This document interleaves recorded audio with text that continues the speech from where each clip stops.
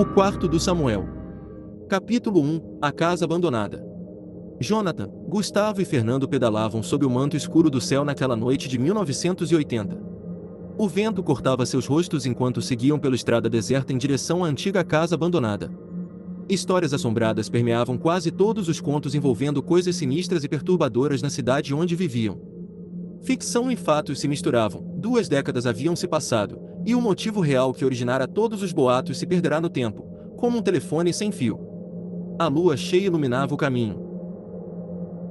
Suas bicicletas avançavam pela estrada, e os 3 seguiam em direção à casa abandonada, tratando tudo como uma missão, algo importante em suas vidas, que poderia ser lembrado e contado no futuro, compartilhado entre as pessoas. O trio parou diante do portão enferrujado, olhando para a casa com uma mistura de excitação e medo. Eles tinham ouvido as histórias desde que eram bem mais novos sobre o lugar, sobre o quarto do Samuel e o ritual que precisava ser seguido à risca. Jonathan, o mais corajoso, ou talvez o mais imprudente, foi o primeiro a empurrar o portão, que rangeu alto, como um grito no silêncio da noite. "Vamos lá, pessoal", disse Jonathan, tentando disfarçar o frio na espinha. "É só bater 8 vezes na porta, esperar 1 minuto e ver o que acontece. Quando formos adultos, teremos algo para contar." Gustavo e Fernando trocaram olhares hesitantes, mas acabaram concordando. Afinal, já tinham pedalado 4 quilômetros até ali durante a noite fria, tudo escondido de seus pais. Não iam desistir agora. Os 3 deixaram suas bicicletas na entrada do portão de ferro e entraram no terreno, caminhando em direção ao quarto do Samuel. Capítulo 2. A discussão. Gustavo e Fernando criticaram Jonathan por não conseguir abrir a porta. "Essa porta não vai abrir. Usei toda a minha força e ela nem se moveu", disse Jonathan, frustrado. Fernando então falou: "Espera, agora me lembrei. Essa porta não abre. Ela sempre esteve emperrada desde a vez que a mãe do Samuel." Imediatamente, Fernando foi interrompido por Gustavo, que disse para não comentar. Jonathan, muito curioso, questionou: "Qual o motivo dessa porta estar emperrada há anos?"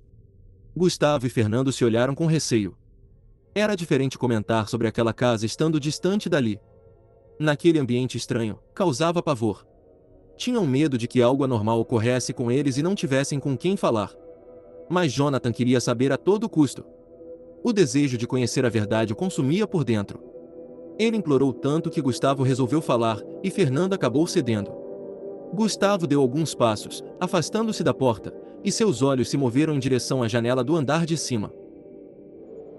O vento golpeava a copa das árvores, e algumas folhas se desprendiam, caindo aleatoriamente sobre o gramado alto. Gustavo começou: "Dizem que a mãe de Samuel, naquele fim de tarde, viu algo que a impactou muito ao entrar no quarto dele. Foi uma coisa que não tinha como entender. As pessoas dizem que ela desceu as escadas às pressas e saiu por essa porta. Ela bateu a porta com tanta força que ela nunca mais abriu.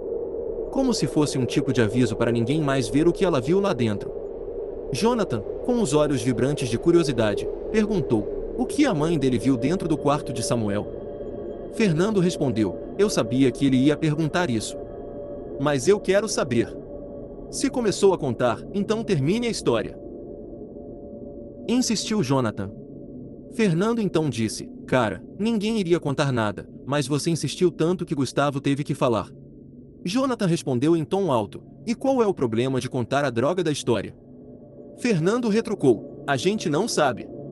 E ninguém sabe. Tudo tem um motivo para acontecer, mesmo sem a gente." Fernando foi abruptamente interrompido.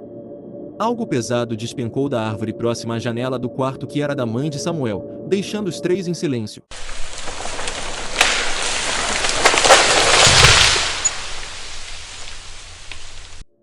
"O que foi isso?" perguntou Fernando. Gustavo caminhou até o objeto que havia caído e disse: "Sabe o que foi isso?" Seus colegas responderam em uníssono: "Não." "Um galho da árvore que se partiu." "Foi só isso, nada demais ou sobrenatural." Fernando olhou atentamente para a janela e disse: "Peraí. Esse galho caiu dessa árvore, que, por sinal, está bem próxima da janela do quarto da mãe de Samuel." Jonathan completou: "Se isso fosse verdade, seria muita coincidência." Gustavo confirmou: "Sim, é verdade. Esse quarto acima das nossas cabeças, que está ao lado dessa árvore, era o quarto da mãe de Samuel." Ele fez uma pausa e acrescentou: tem mais um detalhe. O galho não estava podre. Parece que ele foi partido com muita força. Admitam, isso foi sinistro. Fernando sugeriu: não seria uma boa hora para a gente ir embora? Jonathan respondeu: certo, foi algo um pouco estranho, que aconteceu na hora em que discutíamos sobre a casa. Mas eu não vou embora sem ter entrado lá. Os três se olharam por alguns segundos e resolveram continuar. Capítulo 3 O quarto do Samuel.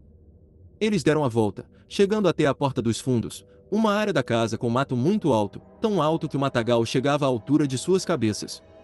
Discutiam a possibilidade de se depararem com algum animal, como uma cobra.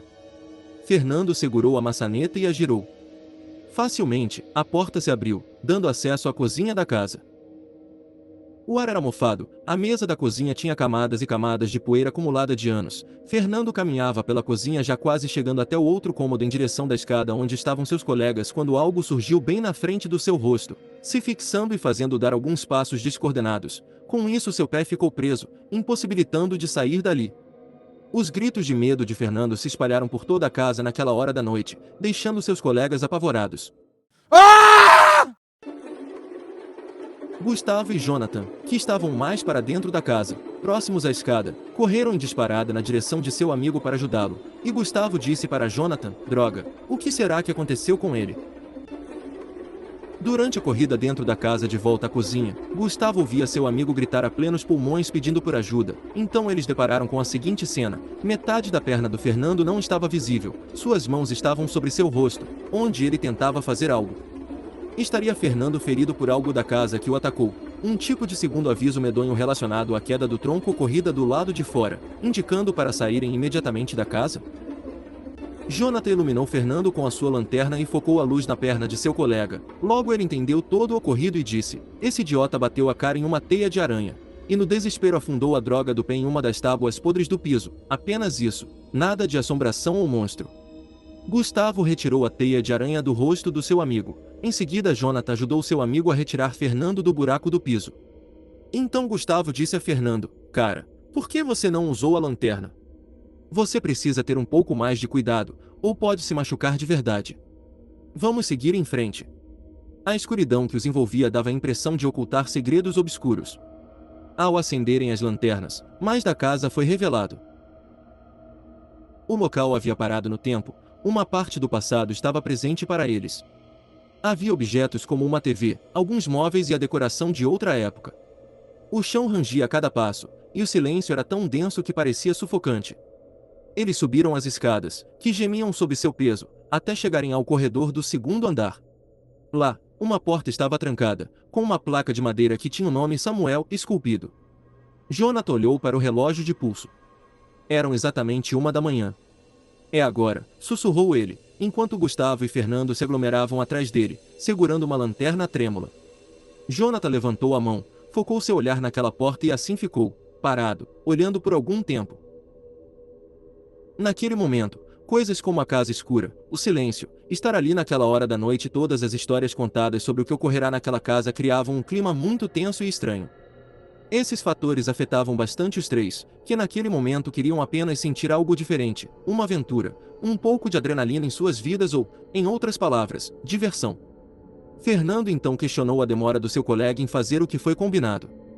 Gustavo disse: cara, não temos a noite toda, então faça logo. Jonathan puxou um pouco de ar para seus pulmões e finalmente efetuou as 8 batidas na porta.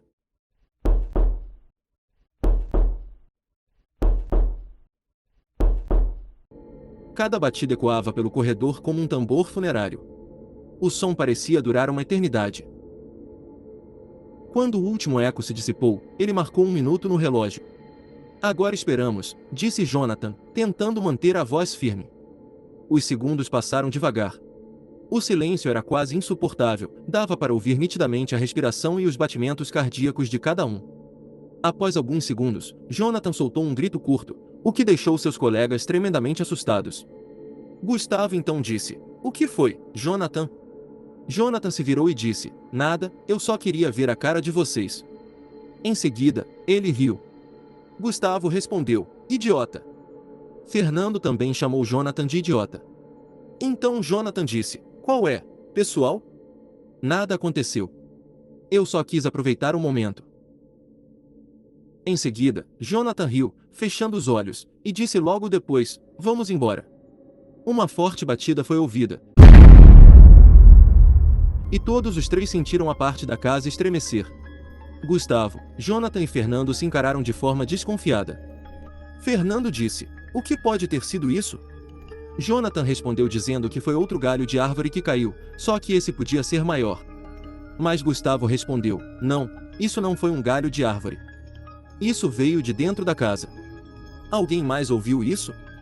Sussurrou Gustavo, referindo-se a outro barulho, seus olhos arregalados. Ouviu o quê? Perguntou Jonathan, mas antes que Gustavo pudesse responder, o som baixo e arrastado se repetiu.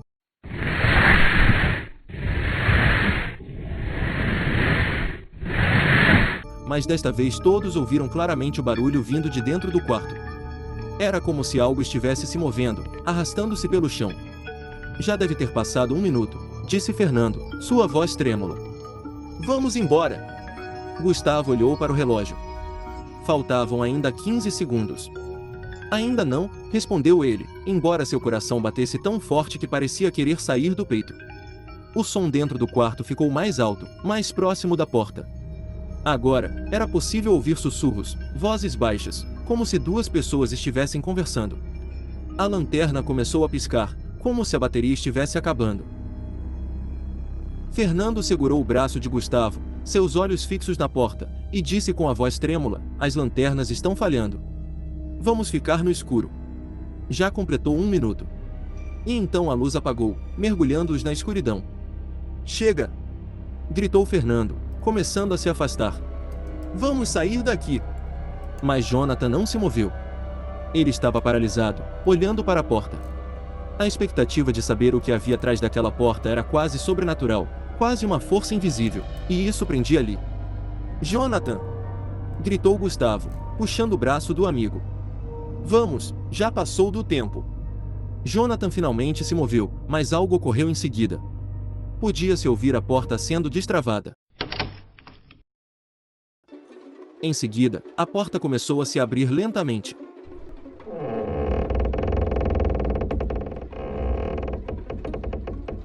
Os três contemplaram o vazio do escuro do quarto.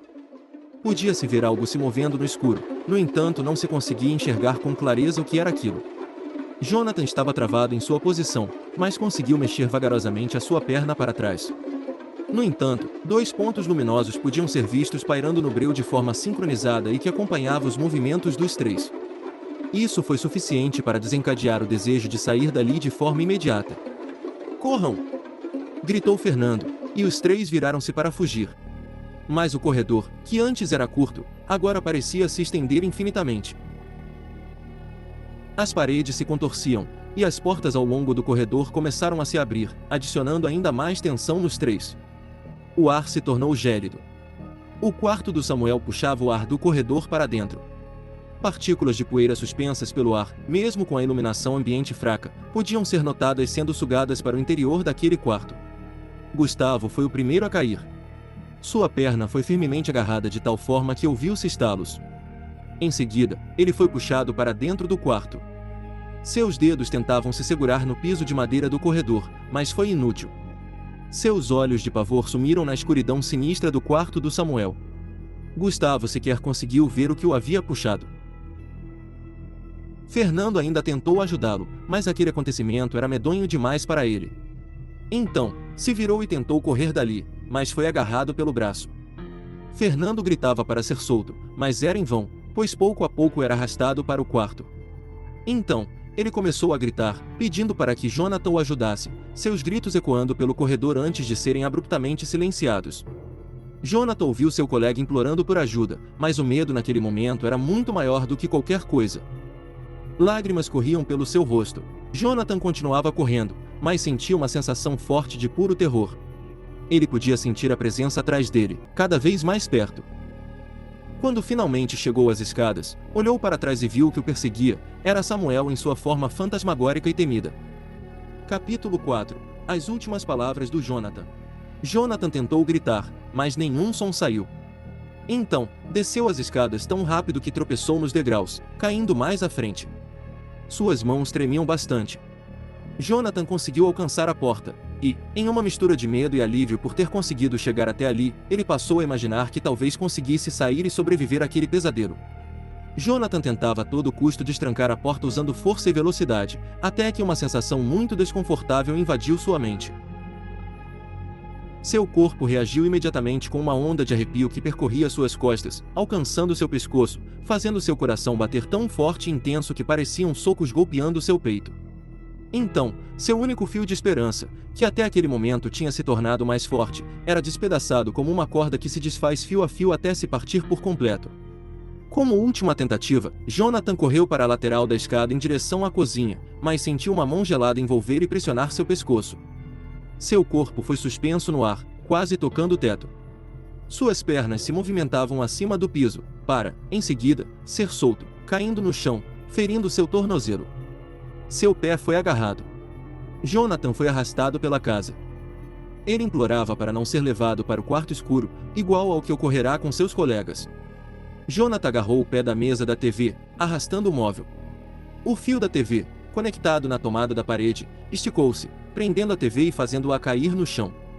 A pequena mesa batia pelas paredes da casa até que Jonathan a soltou. Jonathan agora era arrastado pela escada, seu peito batia contra os degraus. Ele se segurou firmemente em um dos degraus, seus dedos arrancaram lascas da escada. Jonathan lutava a todo custo por sua vida, agarrou firmemente a estrutura do corrimão da escada, seus dedos tremiam e um a um foram se desprendendo. Seu corpo continuava sendo arrastado, até que sua cabeça e braços começaram a colidir contra a casa, criando hematomas. Faltando alguns metros para chegar até o cômodo, Jonathan fez uma última súplica, implorando para deixá-lo ir embora. Aquela figura sobrenatural, de pé, que reinava naquela casa, apenas observava Jonathan, que antes era um garoto que demonstrava controle de suas emoções e tentava se impor sobre seus colegas, mas que agora tinha se tornado a pura representação do medo e do desespero. Sua vulnerabilidade diante de algo que não podia controlar o tornava um indivíduo que contrastava bastante com o que ele aparentava antes, e, num único movimento, arremessou Jonathan como se ele não pesasse nada, atirando para dentro do quarto escuro, onde se ouviam os gritos dele.